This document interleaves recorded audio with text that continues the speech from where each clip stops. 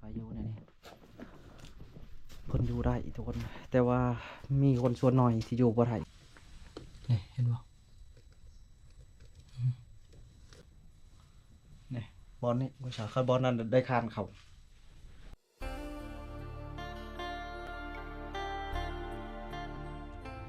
เอากราบทักทายแล้วก็สบายดีมาทุกทุกคนนะก่อนยินดีเข้าสู่ช่องบ่าวลำเงินวิถีชาวบ้านเขาเชนเดิมทุกคน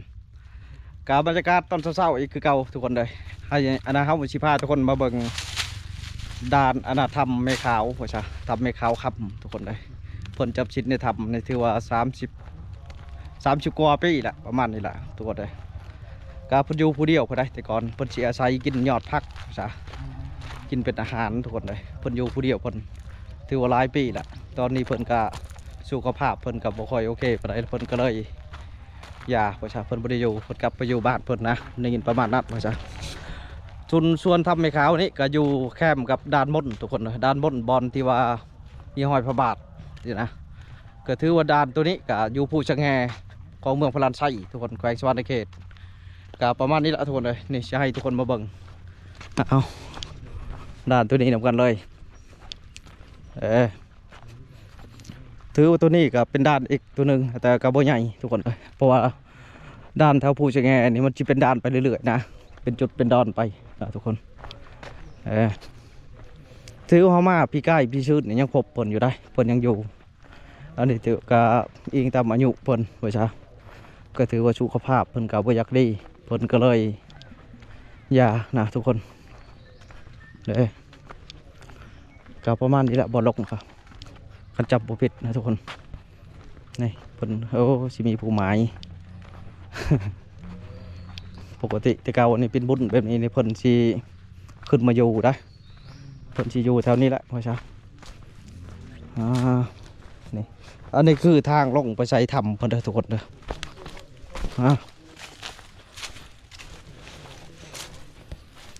ก็หลายคนก็มาเบิ่งทุกคนนะผู้ละคนก็บ่ฮู้นะพอมันอยู่โชคดีทุกคนเลยเพิ่นก็อยู่ได้อยู่ผู้เดียวทุกคนเลยไม่ขาวอยู่ที่30 กว่าปีนะอาศัยอยู่ในถ้ำเนี่ย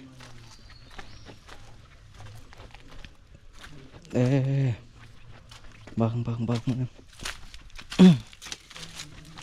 นี่เพิ่นสิอยู่บอนนี้ทุกคนได้ผู้เดียวเพิ่นนี่เอาขออนุญาตลงเด้อไม่ขาวเด้อแม่เด้อเอาเดี๋ยวเราสิเปิดไผ่ได้ทุกคนเลยมาบ่นี่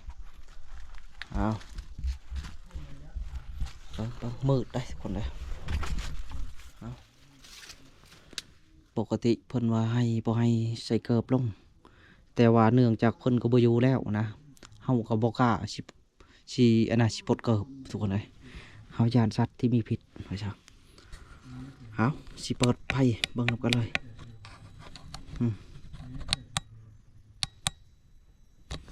มาแล้วมันต้องอันน่ะต้องได้ปีนลงตัวนี้ได้ทุกคนนะ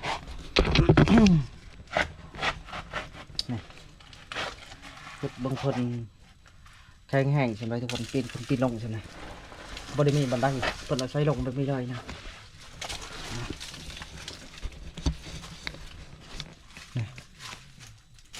โดยที่บุมีชัดมารบกวนเพิ่นทุกคนเลยนับแต่เชื้อแต่สร้างบุมีมารบกวนเพิ่นนะเราใช้อยู่ในนี้เพิ่นอยู่ได้ทุกคนแต่ว่ามีคนส่วนหน่อยที่อยู่บ่ได้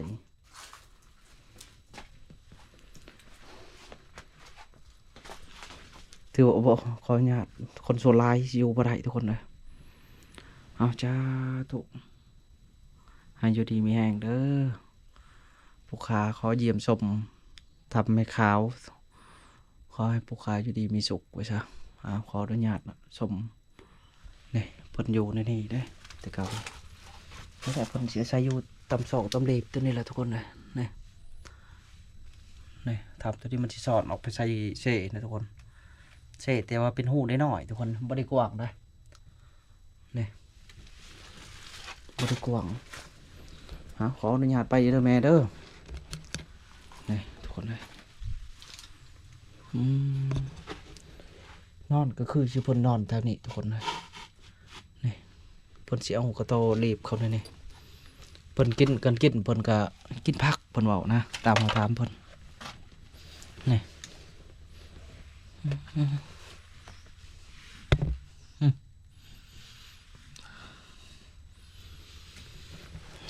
ต่อคนอันนี้คือทำไม่ขาวทุกคนเลยจำอยู่ในนี้30 กว่าปีทุกคนเลยโดยบริกินข้าวกินน้ำกินทุกคนเลยแต่ข้าววันนี้บริกินสมัยก่อนมันยังบ่เจริญเด้อสิกินตั้งแต่พวกอันนั้นพวกผักทุกคนเลยเพิ่นสิเฮ็ดส้มเพิ่นว่าเฮ็ดส้มกินกับแกะหินนะทุกคนเท่านี้เห็นบ่นี่กับแกะหิน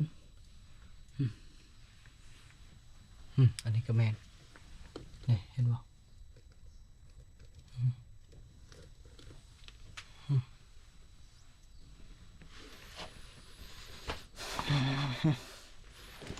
นี่สุดบอดี้ทุกคนเลยทำเพิ่นนะนี่บอลพนอนคือชื่อบอลนี่ทุกคนเลยนี่เพิ่นชินอนนี่ละนี่แล้วก็หินตัวนี้เพิ่นชิโมนเบิ่งเนี่ยแต่ก่อนนี่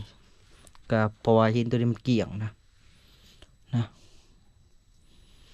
ก็ถือว่าพวกสร้างพวกยังนี่เข้าบ่ได้นะเพราะว่าทำนี่บ่ใหญ่ไปได้นะเพราะสายโยนี่ก็ถือว่าทางแต่ก่อนเนี่ยมันยากเลยทุกคนนะมันบ่คือสมัยกูมือนี่เพิ่นปรับปรุงแต่ก่อนนี่สิมีทางก็สิชาวบ้านสิขึ้นมาก็ย่างเอาแต่ก่อนรถไถก็เที่ยวก็บ่ได้ทุกคนนะอาศัยย่างเอาแต่ก่อนแล้วก็เลยชาวบ้านก็บ่ค่อยมีคนขึ้นมาอีกว่าซั่นคันว่าหาอยู่ให้กินเขาก็หาอยู่แถวแคมป์บ้านเขาก็พอได้แล้วว่าซั่นถือว่าส่วนน้อยจังอยู่ได้เป็นทุกคนเลยส่วนร้ายมันอยู่บ่ได้ดอกถือว่าผู้ปฏิบัติจำศีลเข่งขัดนะจึงอยู่ได้นะถือว่าทำอันนี้ก็คือทำไม่ขาวขับทุกคนนะที่มีชื่อเสียงว่าจ้ะอยู่เมืองพลานไซก็ถือว่าทำทุกนี้ทุกคนเลยนะคือมาอยู่ในก็มืดทุกคนเห็นป่ะถ้าบ่มีไผ่นี่มันมืดเลยแบบกลางคืนเลยทุกคนในทำนะแต่ว่าสมัยก่อนก็ถือว่าบ่มีไผ่อยู่แล้วทุกคนเพิ่นสิอาศัยกระบ้องคันชิมีก็กระบ้องนี่แหละทุกคนนะกระบ้องเฮ็ดด้วยขี้น้ำมันย่างนะแต่ก็คือชิบ่มีดอกทุกคนเลยเพิ่นเพราะว่าเพิ่นก็สิไปหาอยู่ใช้แถวนี้บ่มีต้นย่างอีกออกแอมแถวไก่เนี่ยนะเพิ่นก็สิบ่มีอุปกรณ์ไปหาบักดอกมีแต่เพิ่นอาศัยอยู่มันมืดมันมีเลยทุกคนนะนี่ก็ยังมีผู้กาไปอยู่ได้นี่ขาดบางเบ่งนี่ยังไม่อยู่ทุกคนเลยนี่กาบไว้บนทำเพิ่นมาจ้ะประมาณนี้ทุกคนเลยอันนี้เพิ่นรอทำไม่ข้าวค่ำนะถึงได้ทำเพิ่นเห็นแต่ตุ๊กแกเด้อทุกคนสูงก็ประมาณนี้ทุกคนเลยยืนกับที่วิดูเนี่ยวิดูเขาเนี่ยบอลนี่ภาษาคาร์บอนนั้นได้คานเขามันจะโผล่ขวดหนำเขาบอลตกในบอลนี้ในหนำในตรงอันนั้นแน่นอนแหละทุกคนเลยโทษแต่บอลนี้หนำบอลไล่เขามันก็ชิลอดพื้นทุกคนพอหินมันไปอยู่บอลแน่นทุกคนมันเป็นเบ็ดเป็นฟองถล่มนะตกลงมานำก็ชิลอยหลอดพื้นหินเพิ่นก็ชิใช้นอนอยู่แบบนั้น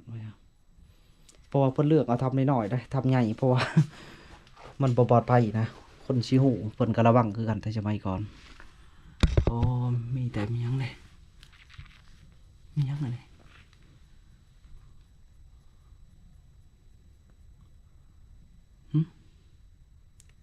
ยังทุกคนเรียกไหลบ่เอาย่างกับโบแมนเอา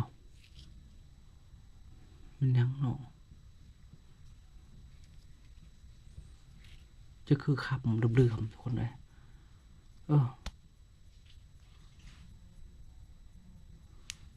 คือขับแต่น้ำหนักกว่าไม่ อยู่นี่เขาว่าหินกับโบแมนเบากว่าหินอยู่ในถ้ำพ่อนะบ่หันแต่ทองบ่หันเอาป่าไว้มุงเก่าทุกคนนะประมาณนี้เอาก็ประมาณนี้เลยทุกคนเด้อผู้ใดที่บ่เคยเห็นทำให้เขาคำก็เห็นตัวนี้คนให้เบิ่งนำกันตัวนี้ มาถึงแล้วไม่ใช่เอาก็สิได้ขึ้นทุกคนเลยเป็นขึ้นคือเก่าขึ้นก็ยากได้ทุกคนเลยต้องแข็งแห้งนะ คันบอกแข็งแห้งนี่ขึ้นบ่ได้ลงบ่ได้เลยจ้ะนะทั้งก็มีแต่กล้วยไม้ทุกคนเลยไปเต็มอยู่เนี่ยตามเพิ่งโงนหินคันว่าเพลินๆกับหูเลยว่าเป็นถ้ำนะทุกคนเลยมันก็เป็นแบบทั้งนี่ก็เป็นแบบหินธรรมดาไม่ใช่นะอันนี้ทั้งแล้วก็มีต้นตะบังเพชรไม่ใช่อยู่ตามนี่แล้วก็มีต้นไม้นิดหน่อยต้นหนึ่งอันนี้ก็คือทางขึ้นทางลงใช่ลงทางเดียวขึ้นทางเดียวเอาทุกคนเอาก็ให้ทุกคนบังเทียงจะมีนะเอาก็จะได้จบคลิปว่าใช่ถือว่ากราบลาพี่ลาน้องพบกันอีกคลิปหน้าคลิปนี้ขอว่าสบายดีเอาบ๊ายบาย